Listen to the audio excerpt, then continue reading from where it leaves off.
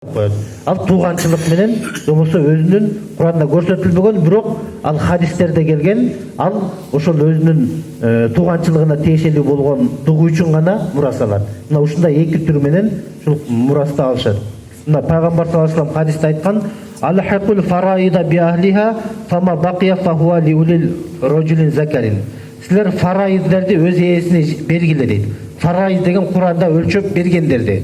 Куранда 3-төн 1, 6-дан 1 мындай деп Куранда аятта, Ниса сүрөсүндө аяттарда келгендер бар да, ошол Куранда кандай өлчөнсө, ошол өлчөнгөн боюнча тапшыргыла мурасты. Мурасты өлчөнгөн боюнча тапшыргыла. Фама бакия, ал эми андан калып калса, ошо өлчөлгөндөн белгиден калса байлыгы, фахуа ли ули раджулин закарин, ал өзүнөн калган эркек тукумдарына калат деген. То есть өзүнүн баласына калат, же небересине калат, эркек тукуму. Бизде деле ушул жагы окшошуп кетет. Эркектерге көбүнчө мурас алабыз го, ошол сыяктуу. А бирок Куранда бир эле эркек эмес, аялдарга да мурас бөлгүлө деп көрсөтүлгөн да.